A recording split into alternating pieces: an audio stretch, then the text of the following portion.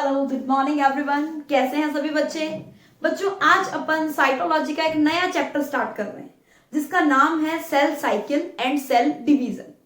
बेटा, ये चैप्टर बहुत छोटा है लेकिन इंपॉर्टेंट चैप्टर बहुत है। इसके बहुत सारे क्वेश्चंस आपने हर साल पेपर में देखे हैं। जैसे अगर अपन इसी साल की बात करें या इसे प्रीवियस ईयर की बात करें तो एक G0 G1 स्टेज जो है ना, इसका क्वेश्चन डेफिनेटली पेपर में आ रहा है। तो बेटा, इस चैप्टर के अंदर अपने को एक एक कंसेप्ट जो है वो ध्यान से समझना है। कैसे इंटरफेज है, क्या G1 फेज है, क्या G2 फेज है, S फेज किसे कहते हैं, माइटोसिस कब होता है, किस में होता है, मियोसिस क्या है, एक एक क्वेश्चन जो है वो आपको अच्छे से मिलाना है। बेटा, एक बात और ध्यान सुनो, इस चैप्टर का जो कंसेप्ट है ना, वो कंसेप्ट ओनली आपका लगभग 60 से 75% है। 40% इसके अंदर आप जो भी चीज देखेंगे वो आप देखेंगे इसके क्वेश्चन आंसरिंग। ओके, तो चलिए स्टार्ट कीजिए। सबसे पहले आप हेडिंग लगाइए, सेल साइकिल कहेंगे किसे। चलिए बेटा, सबसे पहले सेल डिवाइड क्यों कर रही है? आपने बोला मैम देखो, ये एक नॉर्मल सेल है, ठीक बात है। ये सेल जो है ना, ये सबसे पहले क्या करती है? ग्रोथ करती है। सेल में ग्रोथ हुई, सेल में ग्रोथ होने से इसका साइज बढ़ गया। भाई, इसका साइज बढ़ गया तो इसका न्यूक्लियस जो है वो इसकी एक्टिविटी पे कंट्रोल नहीं कर पाया। कंट्रोल नहीं करने की वजह से ये सेल डिवाइड हो गई और डिवाइड होने के बाद इसने दो सेल बना ली। सेम यही कंडीशन इसके डॉटर सेल के साथ में हुई। ये बच्चा इसकी डॉटर सेल बनी है। यही सेम बात इसकी डॉटर सेल के साथ में हुई है। डॉटर सेल जो है इसका भी साइज इंक्रीज हो गया। ये भी इसका न्यूक्लियस इस पे कंट्रोल नहीं कर पाएगा। अल्टीमेटली क्या होगा? ये सेल डिवाइड हो जाएगी। बेटा, ये पूरी की पूरी प्रोसेस है ना, ये कंटिन्यू चलती रहती है। सबसे पहले सेल की ग्रोथ, डीएनए का रेप्लिकेशन, उसके बाद अलग अलग ऑर्गेनेल का डुप्लीकेशन, देन सेल का डिवाइड होना। ये साइमल्टेनियस प्रोसेस है जो कि लगातार 1 बाय 1 सीक्वेंस से चलती जाएगी। इस बात को समझाने के लिए आपको अलग अलग थ्योरी दी गई है। सबसे पहले हम पढ़ते हैं कर्न प्लाज्म थ्योरी। कर्न प्लाज्म थ्योरी, ठीक बात है। देखिए, सबसे पहले ये एक थ्योरी जो है हर्टविग की दी हुई है।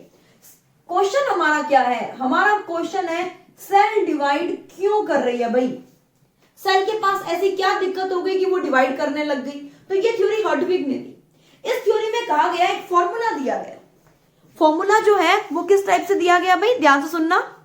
आपने फॉर्मूला पढ़ा है कि एक कैरियोप्लाज्मिक इंडेक्स होता है।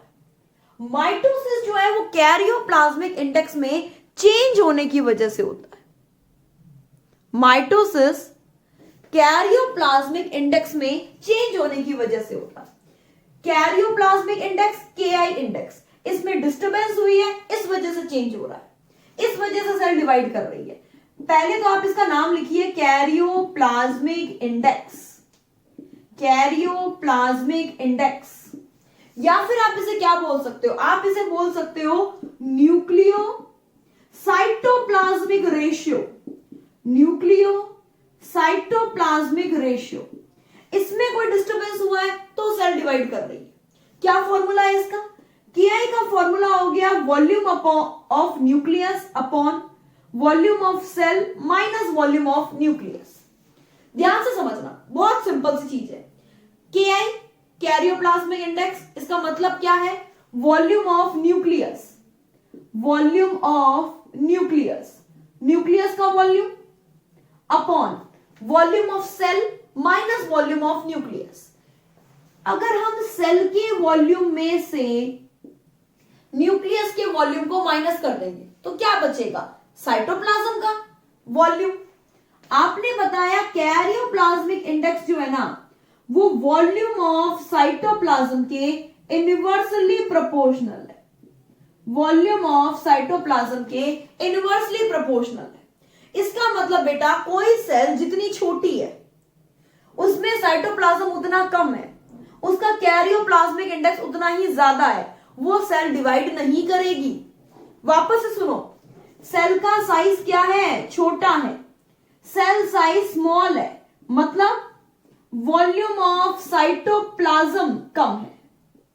अगर वॉल्यूम ऑफ साइटोप्लाज्म कम है मींस बच्चे केआई इंडेक्स ज्यादा है, सेल डिवाइड नहीं करेगी। क्यों? क्योंकि इसका न्यूक्लियस जो है ये इस सेल के ऊपर कंट्रोल कर लेगा। ये बात हर्टविग ने बताई। अगर कोई सेल साइज में बड़ी है, लार्ज इन साइज, अगर कोई सेल साइज में बड़ी है मींस उसका वॉल्यूम ऑफ साइटोप्लाज्म ज्यादा है, मतलब उसका KI इंडेक्स कम है, यानी न्यूक्लियस कंट्रोल नहीं कर पा रहा है उस सेल के ऊपर, इट मीन सेल डिवाइड करेगी। ये बच्चा फटाफट नोट कीजिए, कैरियोप्लाज्मिक इंडेक्स थ्योरी या फिर हर्टविग थ्योरी या फिर कर्ड प्लाज्म थ्योरी। ये किस बात को समझाने के लिए दी गई कि भाई सेल डिवाइड कर क्यों रही है, कारण क्या है। इसी को समझाने के लिए बच्चा एक और थ्योरी आपके पास में आई है। इसी पॉइंट को समझाने के लिए एक और थ्योरी जो है वो आपके सामने। कौन सी थ्योरी बेटा? उसे अपन कहते हैं surface area theory, surface area volume theory. भाई इसमें क्या कह रहे हैं?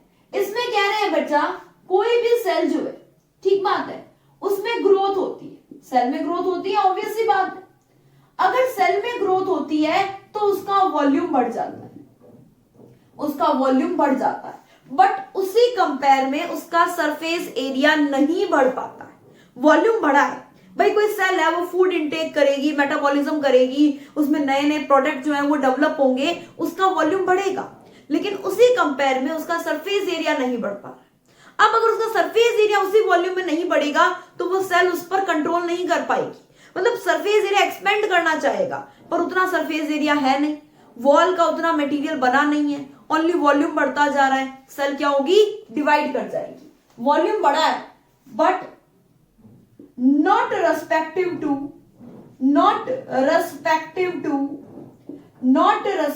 टू सरफेस एरिया, उसका सरफेस एरिया उतना नहीं बढ़ा है, सो सेल डिवाइड। इसीलिए सेल क्या करेगी बच्चा? सेल डिवाइड कर जाएगी। ये आपने थ्योरी पढ़ी है। सेल डिवाइड करती क्यों है? उसका साइज बढ़ गया, वॉल्यूम बढ़ गया, उसका न्यूक्लियस उस पर कंट्रोल नहीं कर पा रहा है, इस वजह से सेल डिवाइड करती है। अब अपन पढ़ते हैं कि सेल साइकिल कहते किसे, कौन कौन सी फेज आती है सेल साइकिल में, ये सारी चीजें स्टार्ट करें बेटा। चलिए, बहुत सिंपल और बहुत ही आसान सी थ्योरी है, बहुत बढ़िया चैप्टर है ये सेल साइकिल। हम क्या किसे रहे? सबसे पहले आपने ये नोट किया रीजन। बेटा इसके अंदर एक इंपॉर्टेंट क्वेश्चन और बनता है, उसे अपन बोलते हैं चेक पॉइंट थ्योरी, वो भी अपन पढ़ेंगे, चेक पॉइंट थ्योरी, ठीक बात है। चलिए, सबसे पहले आपने बता दिया कि मैम सेल साइकिल का मतलब वो सारे के सारे इवेंट्स जो कि एक सीक्वेंस में चल रहे हैं, जिनका आपस में लगातार कोऑर्डिनेशन चल रहा है, वो सारे सेल साइकिल में आएंगे। तो सेल साइकिल में आपने कौन कौन सी बातें डाली? आपने डाला the events in which cell growth, DNA replicate, organelles are duplicate and finally cell divide. Done. आपने बोला the events in which DNA replicate, cell grow. उसके अलावा आपने क्या बोला? ऑर्गनलीज डुप्लीकेट,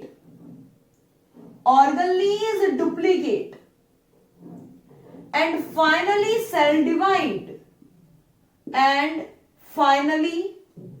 सेल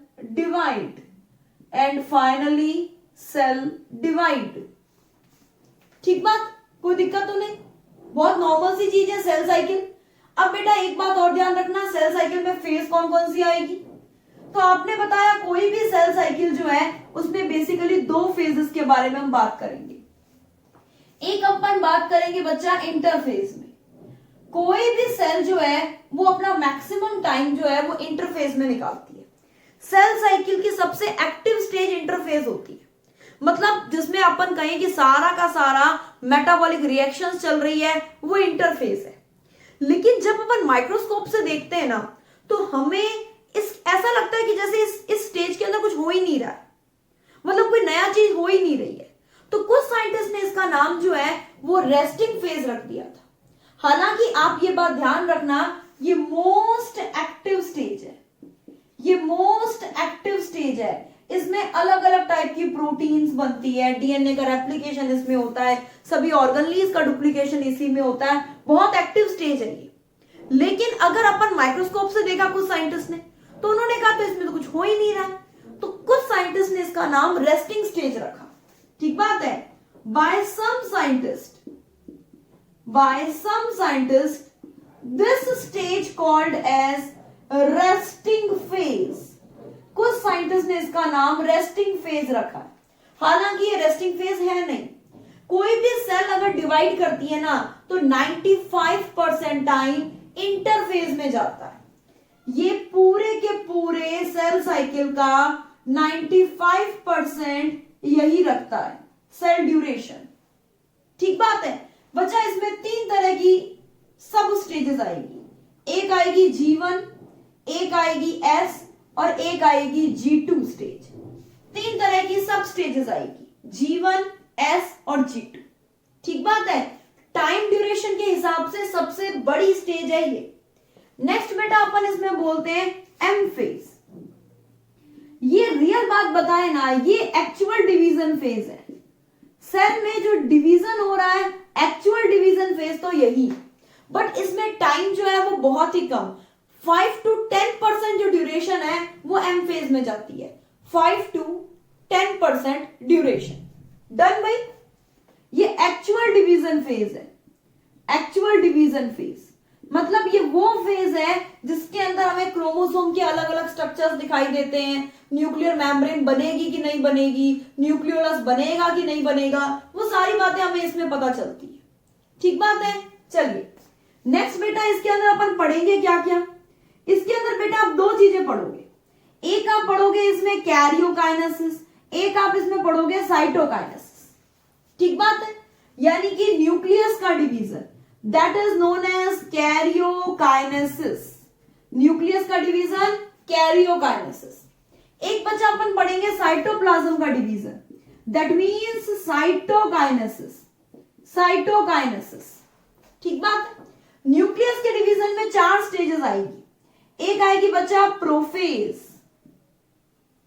एक आएगी इसके अंदर बच्चा मेटाफेज, एक आएगी बच्चा एनाफेज और एक आएगी टिलोफेज।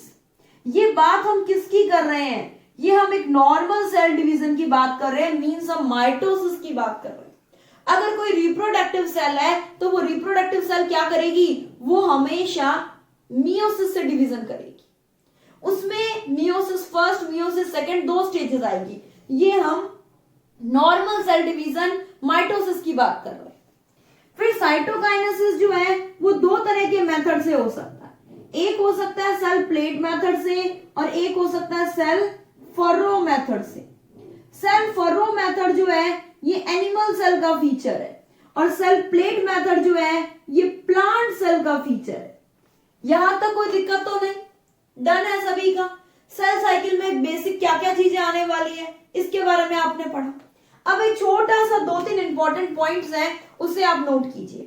सबसे पहला इंपॉर्टेंट पॉइंट, हर सेल जो डिवाइड करती है उसमें सेल साइकिल की ड्यूरेशन अलग अलग होती है। ऐसा नहीं है कि सभी जो सेल्स हैं वो 24 आवर्स ही ले रही है डिवाइड करने के लिए, नहीं, ऐसा बिल्कुल नहीं। जैसे एक नॉर्मल ह्यूमन सेल की अगर अपन बात करें, एक नॉर्मल ह्यूमन सेल जो है, नॉर्मल ह्यूमन सेल, तो बच्चा नॉर्मल ह्यूमन सेल जो है इसमें सेल साइकिल का ड्यूरेशन 24 आवर्स का रहता है। सेल साइकिल का ड्यूरेशन 24 आवर्स का रहता है। अगर कोई बेटा यीस्ट की सेल है, यीस्ट की सेल, तो यीस्ट की सेल में रहता है 90 मिनट्स का। अगर कोई नॉर्मल बैक्टीरियम सेल है तो उसमें 20 मिनट्स का। यानी हर सेल का एक सेल साइकिल का ड्यूरेशन जो है वो वेरिएबल रहता है। लेकिन हाँ, एक बात ध्यान रखना, उनमें सबसे बड़ी फेज जो है वो इंटरफेज रहेगी। एम फेज जो है उसके कंपेयर में क्या रहेगी? थोड़ी सी छोटी रहेगी। ठीक बात है। यहां तक नोट कर लिया भाई सभी ने। नेक्स्ट बेटा अपन इसके अंदर ले लेते हैं इंटरफेस की आगे की डिटेल। एक हॉवर्ड और प्लैक है, उन्होंने इंटरफेस को 3 सब स्टेजेस में बांटा है, G1, S और G2। इन तीनों फेज को थोड़ा सा अपन डिटेल से देख लेते हैं। स्टार्ट करें। अगर ये आपने नोट कर लिया हो या इसका स्क्रीनशॉट ले लिया हो तो अपन आगे बढ़ते हैं। चलिए नेक्स्ट अपन लेते हैं बच्चे इसके अंदर topic G1, S and G2 stages. G1, S and G2 stages. बहुत ही सिंपल आसान सी चीज है, आराम से ध्यान से सुनते जाइए, ठीक बात है। चलिए देखो, ये अलग अलग स्टेजेस है जिनको अपन बना रहे हैं। ये एक बच्चा सेल साइकिल है, सेल साइकिल। एक सेल जब डिवाइड करती है तो कौन कौन सी उसमें फेज आएगी वो अपन बात करते हैं, ठीक है। चलिए, सबसे बड़ी स्टेज कौन सी हो जाएगी? इंटरफेज, आई फेज, और उसमें हो जाएगी G1। तो ये सबसे पहले आपने बता दी G1। उसके बाद हो जाएगी S फेज, देन हो जाएगी G2 फेज, और फिर सबसे छोटी हो जाएगी ओवरऑल जो M फेज है वो। तो ये आपने बता दिया। एक मिड पॉइंट ले लेते हैं अपन, दैट इज मिड पॉइंट। तो सबसे पहले आपने बता दी ये ओवरऑल हो गई G1, ये हो गई बच्चा S, ये हो गई G2, G1 S G2, that is M phase, M phase. अब इसमें कुछ तो हो जाएगा कैरियोकाइनेसिस का पार्ट, जैसे ये अपन ने बोल दिया पूरा का पूरा कैरियोकाइनेसिस। अभी आपने बात की थी कि न्यूक्लियस का डिवीजन होगा, उसके बाद साइटोप्लाज्म का डिवीजन होगा, दैट इज साइटोकाइनेसिस, साइटोकाइनेसिस, ठीक बात है। अब एक बात यहां पे थोड़ा सा नोट करने की है आपके, एस फेज को अपन क्या बोलेंगे? DNA replication phase, DNA synthesis phase. Cell cycle की शुरुआत कहां से होगी? G1 से। G1 को अपन क्या क्या नाम जानते हैं? देखो, डीएनए सिंथेसिस से पहले आ रहा है। एक तो G का मतलब क्या है? सबसे पहले तो ये लिखिए, ये ग्रोथ फेज है। इसको बेटा अपन बोलते हैं ग्रोथ फेज फर्स्ट, ठीक बात। डीएनए सिंथेसिस से पहले आ रहा है, यानी आपने बताया इसका हम नाम रख सकते हैं pre DNA synthesis phase, pre DNA synthesis phase, ठीक बात। उसके अलावा आप इसका क्या नाम रख सकते हैं? ये एम फेज के बाद आ रहा है, यानी कि post mitotic phase, post mitotic phase रख सकते हैं भाई। उसके अलावा आपने बताया कि ये जो G1 स्टेज है ये सबसे बड़ी स्टेज है। आपने बताया इसके अंदर मोस्ट ऑफ द ऑर्गनली का डुप्लीकेशन होगा। मोस्ट ऑफ द ऑर्गनलीज जो है ना बच्चे, वो इसके अंदर डुप्लीकेट होंगे। इसमें डुप्लीकेशन किसका नहीं होगा? एक तो डीएनए का रेप्लिकेशन नहीं होगा, एक सेंट्रियोल का डुप्लीकेशन नहीं होगा। सेंट्रियोल का डुप्लीकेशन जो है वो एस फेज का फीचर है। इसमें मोस्ट ऑफ द जो ऑर्गनलीज है उनका डुप्लीकेशन होगा। साइटोप्लाज्म का, प्रोटोप्लाज्म का अमाउंट बढ़ेगा। आपने बताया इसमें अलग अलग टाइप के आरएनए बनेंगे, इसमें अलग अलग टाइप के प्रोटीन बनेंगे। आरएनए और प्रोटीन का फॉर्मेशन होगा, इसमें अलग अलग टाइप के आरएनए और प्रोटीन का फॉर्मेशन होगा। मतलब अल्टीमेटली प्रोटोप्लाज्म का अमाउंट बढ़ेगा, प्रोटोप्लाज्म का अमाउंट बढ़ेगा। ये बात हमने कही है, मतलब सेल ग्रोथ कर रही है। अगर सेल को सेल साइकिल से बाहर जाना है तो यही स्टेज है उसके पास, वो सेल साइकिल से बाहर जा सकती है। अगर सेल ने एस फेज के अंदर एंट्री कर ली, मींस डीएनए का रेप्लिकेशन शुरू हो गया, तो वो सेल साइकिल छोड़ के नहीं जा सकती। अगर किसी भी सेल को सेल साइकिल से बाहर जाना है तो उसके पास यही स्टेज है, ठीक बात है। अगर कोई भी सेल सेल साइकिल से बाहर जा रही है तो बेटा दो बातें, या तो वो सेल साइकिल से बाहर जाने के बाद परमानेंटली डिफरेंशिएट हो जाएगी, मींस वो कभी लौट के नहीं आएगी, या तो वो डेड हो जाएगी या फिर वो परमानेंटली डिफरेंशिएट हो जाएगी। कई बार सेल टेम्पररी डिफरेंशिएट हो जाती है, मतलब वो वापस आ सकती है। एक बार कोई सेल है लगातार डिवाइड कर रही है, प्लांट में बात करें तो मेरिस्टेमेटिक टिश्यू है, लगातार डिवाइड कर रहे हैं, उसकी कुछ सेल्स जो होती है वो पैरेन्काइमा बना लेती है। बेटा पैरेन्काइमा क्या है? लिविंग परमानेंट टिश्यू है। अगर कभी भी आगे फर्दर प्लांट को रिक्वायरमेंट होती है जैसे आपने सेकेंडरी ग्रोथ के टाइम पर पढ़ा था। तो ऐसे कंडीशन में सेल फिर से क्या होता है, वापस से अपनी डिवीजन की स्टेज में लौट आती है। तो इस स्टेज को अपन बोलते हैं क्वाशंट स्टेज, या फिर इसे अपन बोलते हैं जी नॉट स्टेज, क्वाशंट स्टेज या फिर बच्चा जी नॉट स्टेज। अगर किसी भी सेल को सेल साइकिल से बाहर जाना है तो वो जी नॉट स्टेज में जाएगी, जीवन से निकल के जी नॉट में, और वापस फिर वो बच्चा जीवन में ही आएगी, वापस वो जीवन के अंदर ही आएगी। ये क्वाशंट स्टेज है। इसे अपन बोलते हैं जो इस पर्टिकुलर स्टेज के अंदर सेल डिवाइड नहीं करेगी लेकिन मेटाबॉलिकली एक्टिव रहेगी। इस स्टेज के अंदर सेल डिवाइड नहीं करेगी बट मेटाबॉलिकली एक्टिव रहेगी। ऐसा नहीं है कि भाई वो सेल डिवाइड नहीं कर रही मींस वो सेल डेड ही हो जाएगी, होने को हो भी सकती है लेकिन वो लिविंग भी रहती है, मेटाबॉलिकली एक्टिव रहेगी। ठीक बात है बेटा। जैसे हमारे बॉडी में हार्ट की सेल है वो ज्यादातर जी नॉट स्टेज में होती है, अगर कभी रिक्वायरमेंट होती है तभी कार्डियक सेल जो है वो इस वापस जीवन में आती है, अदरवाइज वो एक तरीके से जी नॉट स्टेज में ही रहती है। जैसे हमारी नर्व सेल है, नर्व सेल जो है वो जी नॉट में ही रहती है, वो डिवाइड नहीं करती है। ऐसे कार्डियक सेल है वो कभी अगर बेसिक रिक्वायरमेंट हो सेल बॉडी को तो ही वो वापस जीवन में आते हैं, अदरवाइज नहीं आते। ठीक बात है। ये पूरी की पूरी साइकिल कौन सी हो गई है, ये आपका आपने पढ़ लिया जीवन फेज जो है जिसे अपन बोल रहे हैं ग्रोथ फेज फर्स्ट। ठीक बात है। नेक्स्ट बेटा अपन पढ़ते हैं डीएनए सिंथेसिस, एस फेज। इसको आप बोल सकते हैं DNA replication stage, DNA replication stage. इसका मतलब बच्चे इस स्टेज के अंदर डीएनए का रेप्लिकेशन होगा। डीएनए का जो अमाउंट है, डीएनए का जो अमाउंट है वो 2C से 4C हो जाएगा, मतलब जस्ट डबल हो जाएगा, लेकिन क्रोमोसोम नंबर सेम रहेगा। इस बात को ध्यान में रखना। थोड़ा सा बच्चों को कंफ्यूजन रहता है कि मैम ऐसे कैसे हो गया। अब मेरी बात ध्यान से सुनो।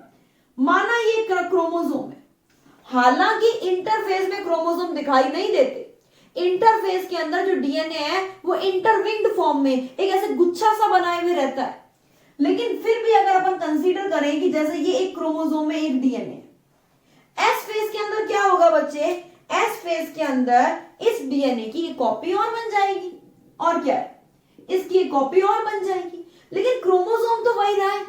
ये एक क्रोमोसोम दो क्रोमेटिड में तो सेपरेट नहीं हुए, ना ही इन्होंने दो डॉटर क्रोमोसोम बनाए हैं। इसके दोनों डीएनए जो है वो है तो एक ही क्रोमोसोम में, ये दोनों अलग अलग क्रोमोसोम में कब जाएंगे, जब आगे मेटाफेज एनाफेज आएगी उसमें पढ़ेंगे। इसमें हम कहते हैं डीएनए का अमाउंट डबल होता है लेकिन क्रोमोसोम नंबर जो है ना वो सेम रहता है, chromosome number remain same, chromosome number जो है बच्चे वो सेम रहता है। ये इस एस फेज की सबसे इंपॉर्टेंट बात है। ठीक बात है। चलिए नेक्स्ट आप इसमें ध्यान रखना, लेट एस फेज की अगर अपन बात करें तो इसके अंदर एक बहुत इंपॉर्टेंट बात कि इसके अंदर सेंट्रियोल का डुप्लीकेशन होता है। सेंट्रियोल जो है उसका डुप्लीकेशन हुआ है, वो डुप्लीकेट हुआ है, वो जस्ट डबल हुआ है। ठीक बात है। एक और इंपॉर्टेंट बात, इस स्टेज के अंदर अगर डीएनए डबल हुआ है तो बेटा हिस्टोन प्रोटीन भी तो बनेगी, क्योंकि हिस्टोन प्रोटीन ही तो डीएनए को बांध के रखती है, तो हिस्टोन प्रोटीन का फॉर्मेशन भी हुआ है। ठीक बात, डन। नेक्स्ट आता है बच्चा G2 फेज। G2 फेज जो है इसको अपन बोल देंगे ग्रोथ फेज सेकेंड, इसको अपन बच्चा बोल देंगे ग्रोथ फेज सेकेंड। ठीक बात। ये एस फेज के ठीक बाद में आया है, आप इसे क्या नाम दे सकते हैं, post DNA synthesis phase, post DNA synthesis phase, या फिर एम फेज से पहले आया है pre mitotic phase, pre mitotic phase. अच्छा एक छोटी सी बात और ध्यान में रखना, इसमें जो डीएनए का रेप्लिकेशन हुआ है ना ये न्यूक्लियर डीएनए है, न्यूक्लियर डीएनए का रेप्लिकेशन हुआ है, साइटोप्लाज्मिक डीएनए का रेप्लिकेशन नहीं हुआ है। मैम ये साइटोप्लाज्मिक डीएनए कौन सा है, बेटा माइटोकॉन्ड्रिया और प्लास्टिड इसका जो डीएनए है ना, ये साइटोप्लाज्मिक डीएनए कहलाता है। इसका डुप्लीकेशन यहां पे नहीं हुआ है, यहां पे केवल न्यूक्लियर डीएनए का डुप्लीकेशन हुआ है। समझ रहे हो बेटा, nuclear DNA, only nuclear DNA का डुप्लीकेशन हुआ है, साइटोप्लाज्मिक डीएनए का नहीं हुआ है यहां पे। डन है इस बात से सभी का। चलिए, फिर आपने बोला इस स्टेज के अंदर और क्या होगा? बेटा इस स्टेज के अंदर तो एक्चुअल तैयारी हो गई है, ये ट्यूब्यूलिन प्रोटीन का फॉर्मेशन यहां पे हुआ। ये वही ट्यूब्यूलिन प्रोटीन है जो कि आगे चल के क्या बनाएगी? Spindle fibre. बेटा वो ट्यूब्यूलिन प्रोटीन यहां पर बन गई है। ठीक बात है, डन है इसमें सभी का। वो ट्यूब्यूलिन प्रोटीन जो है उसका फॉर्मेशन यहां पे हो गया। नेक्स्ट बेटा आपने बोला एम फेज।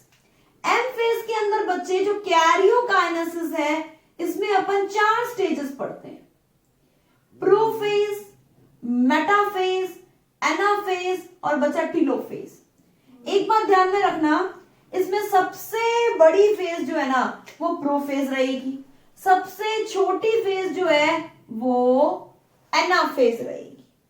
सबसे बड़ी फेज प्रोफेज, सबसे छोटी फेज एनाफेज। ठीक बात है, कोई दिक्कत तो नहीं? प्रोफेज सबसे बड़ी, मेटाफेज, एनाफेज सबसे छोटी, देन टीलोफेज, और ये कंप्लीट क्या हो जाएगा? Cytoplasmic division. साइटोप्लाज्मिक डिवीजन जो कि किस तरीके से हो रहा है? सेल प्लेट मेथड से, सेल फर्रो मेथड से, जो भी अपन ने पढ़े। ये बचा पूरा का पूरा इंटरफेस जो है उसकी कंप्लीट इंफॉर्मेशन है। ठीक बात है। अब नेक्स्ट आपने जो ये पूरा का पूरा पॉइंट पढ़ा है कि भाई हाँ यहाँ पे डिवीजन हुआ है, किस तरीके से आगे डिवाइड होगा। अब इसको समझने के लिए एक छोटी सी थ्योरी आई है आपके सामने, जिसे बेटा अपन बोलते हैं चेक पॉइंट थ्योरी। तो अब अपन सेल का चेक पॉइंट थ्योरी जो है वो और समझ लेते हैं। डन है? चलिए बेटा आपके सामने आ रही है एक सेल चेक पॉइंट थ्योरी कि भाई हकीकत में सेल जो है वो डिवाइड कर ही क्यों रही है। इसके लिए बहुत बढ़िया थ्योरी जो है ये भी दी गई, चेक पॉइंट थ्योरी।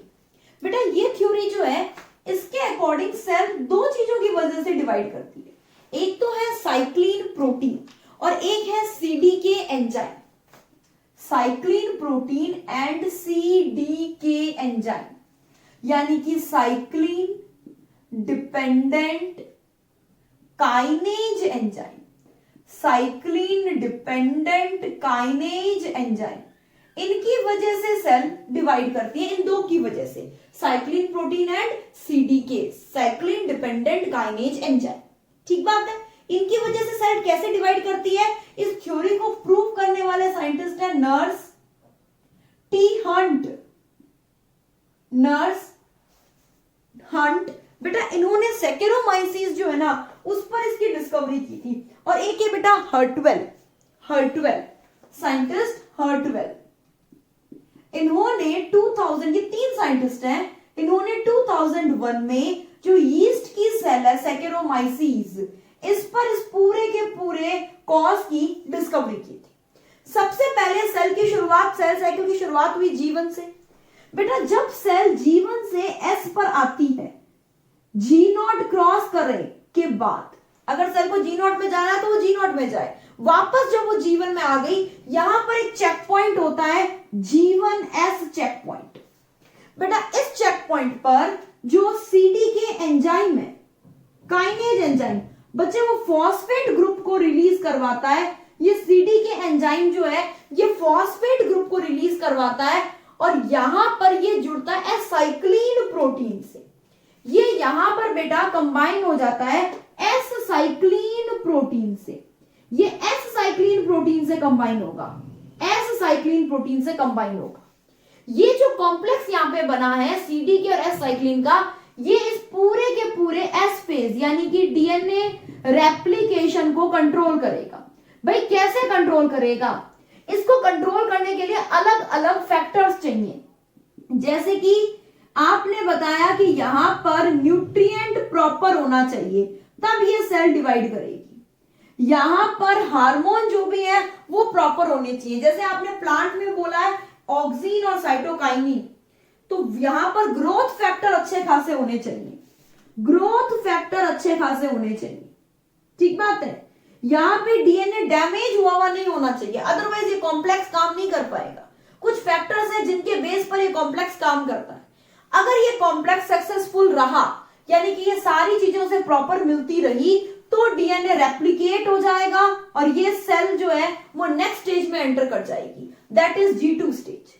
इस G2 स्टेज में आने पर एस साइक्लिन प्रोटीन तो डैमेज हो गई है, एस साइक्लिन प्रोटीन जो है ये डैमेज हो गई है, यहां पर बच गए CDK एंजाइम। ठीक बात है, ये CDK एंजाइम है बच्चा, CDK एंजाइम। ये यहां पर G2S के बीच में जो है यहां पर एक सेकंड चेक पॉइंट होगा, G2 और S के बीच में एक और चेक पॉइंट है। ये CDK एंजाइम और M साइक्लिन प्रोटीन से बना है, CDK एंजाइम और एक अपन लेते हैं M साइक्लिन प्रोटीन जो है उससे बना है। ये M साइक्लिन प्रोटीन और जो CDK एंजाइम का बना हुआ कॉम्प्लेक्स है, ये करता क्या है, ध्यान से सुनना, ये कॉम्प्लेक्स करता क्या है बेटा, ये कॉम्प्लेक्स जो है ये इस M फेज को प्रमोट करवाएगा। मैडम M फेज में ऐसी क्या खास बात है बेटा, M फेज में जब मेटाफेज से एनाफेज ट्रांजैक्शन पॉइंट आएगा, metaphase to anaphase transaction point आएगा।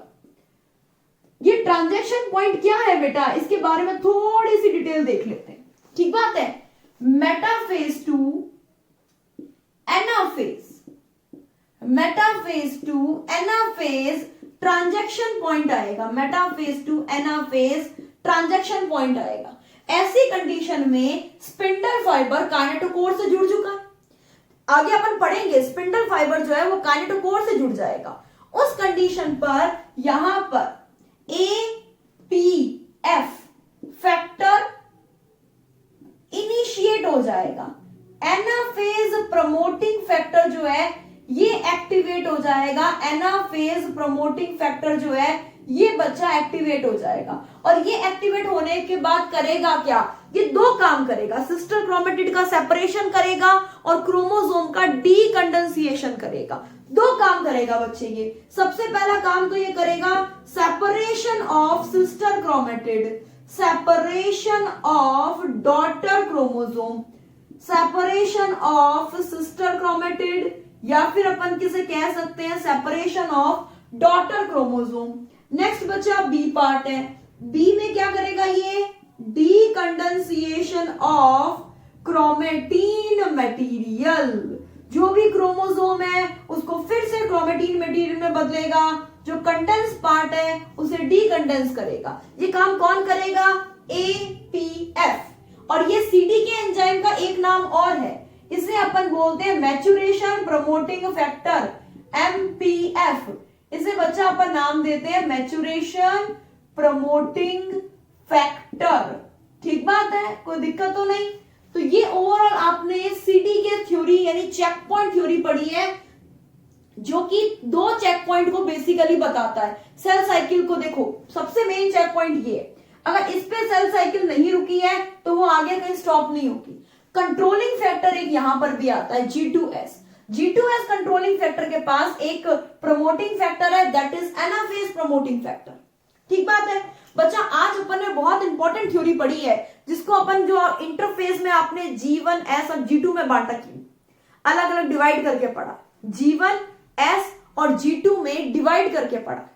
अब बच्चे इसके क्वेश्चन आप मिलाओ, एस फेज में डीएनए का अमाउंट डबल हो गया, लेकिन क्रोमोसोम का अमाउंट डबल नहीं हुआ। इसके जितने क्वेश्चन आपको मिलते हैं ना, वो सारे क्वेश्चन आप मिलाइए इसके। नेक्स्ट क्लास में सबसे पहले अपन इसके क्वेश्चन सॉल्व करेंगे, देन अपन आगे बढ़ेंगे माइटोसिस की तरफ। डन है भाई, ऑल द बेस्ट।